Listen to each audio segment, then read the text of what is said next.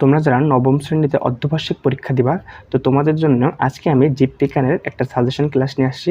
তো এই সাজেশনটা তুমি যদি ফলো করো তাহলে এখানে জীববিজ্ঞান থেকে তোমাদের সিকিউতে 50 মার্কের প্রশ্ন আসে, সেখান থেকে তুমি 50 মার্কের অ্যান্সার পারফেক্টলিভাবে করতে পারবা। তো আমি তোমাদের জন্য খুবই বাছাই করে খুবই অল্প অল্প সাজেশন নিয়ে আসছি, যেন তুমি খুব অল্প পড়ে প্রপারলি এবং খুব ক্যারি করতে পারো। তো চলো আমি দেখাই যে তোমার সাজেশনটা কী হচ্ছে বা কী কী প্রশ্ন তোমার আমি রাখছি। দেখো, প্রথম অধ্যায়টা আমরা জানি, প্রথম অধ্যায় হচ্ছে আমার জীবন পাঠ। তো জীবন পাঠ থেকে দেখো, মনেরা, প্রোটিস্টা, ফানজাই, প্লান্টি ও অ্যানিমেলের রাজ্যের যে বৈশিষ্ট্য, এই পাঁচটা যে রাজ্য, এই পাঁচটা রাজ্যের বৈশিষ্ট্য তুমি যদি পড়ে থাকো, তো এখান থেকে তুমি একটা সৃজনশীল কমন পাবো। তোমাকে উদ্দীপকে জাস্ট এই রাজ্যের যে জীবগুলা, সেই জীবগুলার কিছু চিত্র বা জীবগুলোর কোনো নাম বা হিন্টস তোমাকে দেওয়া থাকবে, এবং সেখান থেকে সেই রাজ্যকে তোমাকে ব্যাখ্যা করতে বলবে বা সেই রাজ্যের বৈশিষ্ট্য তোমাকে লিখতে বলবে। সো এই পাঁচটা রাজ্য তুমি খুব ভালোভাবে পড়বা এবং চিত্রসহ পড়বা। কেন চিত্রসহ পড়বা? কারণ প্রশ্নে হয়তো তোমাকে কোনো একটা রাজ্যের, ধরো ফানজাই রাজ্যের বা মনেরা রাজ্যের একটা জীবের চিত্র দেওয়া থাকবে, যেমন সবুজ শৈবাল, মনে করো ব্যাকটেরিয়া একটা চিত্র দেওয়া থাকবে, সেই চিত্রটাকে তোমাকে আইডেন্টিফাই করতে হবে যে সেটা কোন রাজ্য। সো এখানে তুমি অবশ্যই চিত্রসহ এই পাঁচটা রাজ্য পড়বা। এরপর দেখো, কোন জীবটা অধিক উন্নত। কোন জীবটা অধিক উন্নত মানে তোমার দেখা যাচ্ছে প্রশ্নে দুইটা বা তিনটা রাজ্যের জীবের ছবি দেওয়া থাকবে বা 2 বা 3টা রাজ্যের জীবের কথা বলা থাকবে। সেই জীবের মধ্যে কোন জীবটা অধিক উন্নত সেটা তোমার প্রশ্নে ঘ নাম্বার জানতে চাওয়া হবে। তো মনে রাখবা, যত রাজ্য যত ডান দিকে যায় সেই রাজ্য তত বেশি উন্নত। তাহলে তুমি সেইভাবে কোন জীবটা অধিক উন্নত একটু পড়ে নিবা, সেখান থেকে তুমি কোন জীবটা অধিক উন্নত সেই অ্যান্সারটা পারফেক্টলিভাবে অ্যান্সার করবা।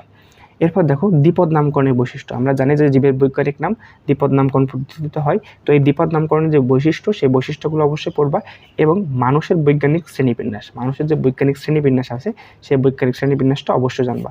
তো এইখান থেকে জাস্ট এই 4টা প্রশ্ন করলে তুমি এখান থেকে একটা কোশ্চেনের অ্যান্সার করতে পারবা।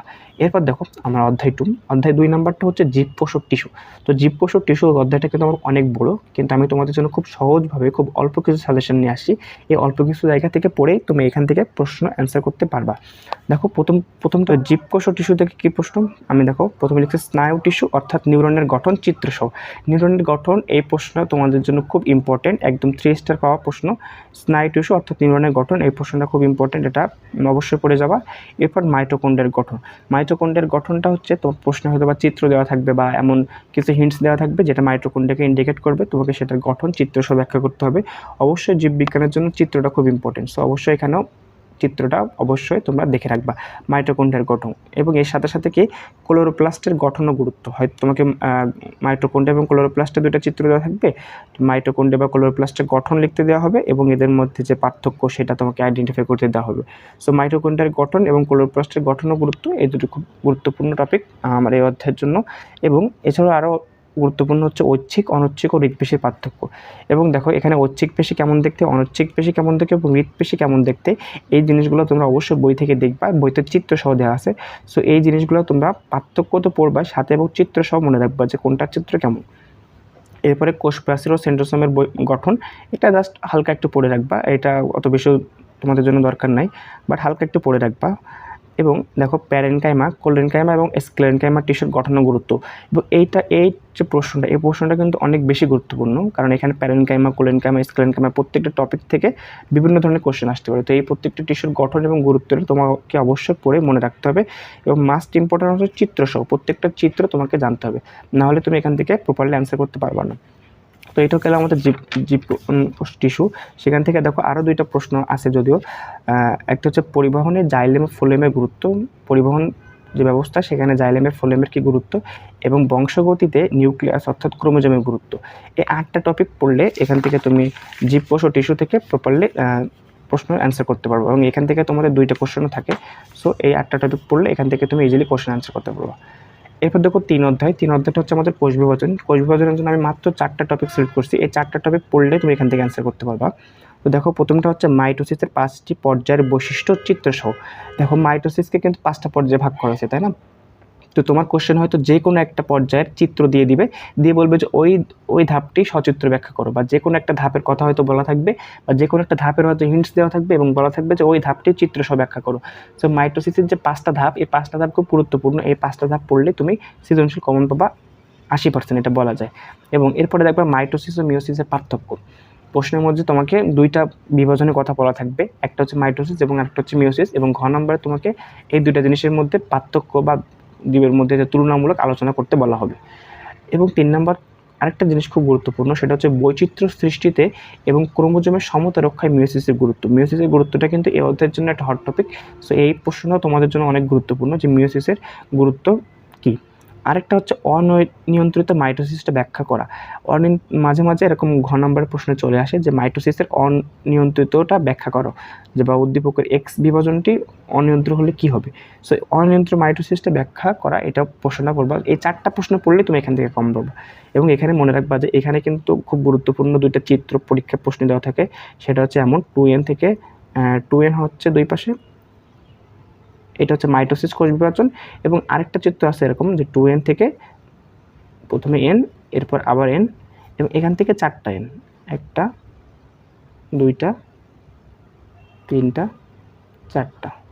তো এই যে এইটা হচ্ছে আমার মাইটোসিস কোষ বিভাজন এবং এটা হচ্ছে আমার মিয়োসিস কোষ বিভাজন। এই চিত্রটাও কিন্তু তোমাদের পরীক্ষায় বারবার আসে, সো এই চিত্রটা একটু দেখে যাবো অবশ্যই। এরপর দেখো চতুর্থ অধ্যায় আমাদের জীবনী শক্তি। এখান থেকেও খুব গুরুত্বপূর্ণ এবং খুব সহজভাবে তুমি একটা প্রশ্নের আনসার করতে পারবা। তো তুমি যদি এখানে, আমি খুব অল্প কিছু সাজেশন তোমাদের জন্য রাখছি, মাত্র 6টা প্রশ্ন, বা এই 6টা বা 7টা প্রশ্ন পড়লেই তুমি এখান থেকে আনসার করতে পারবা। দেখো প্রথমটা হচ্ছে সবজ শোষণ।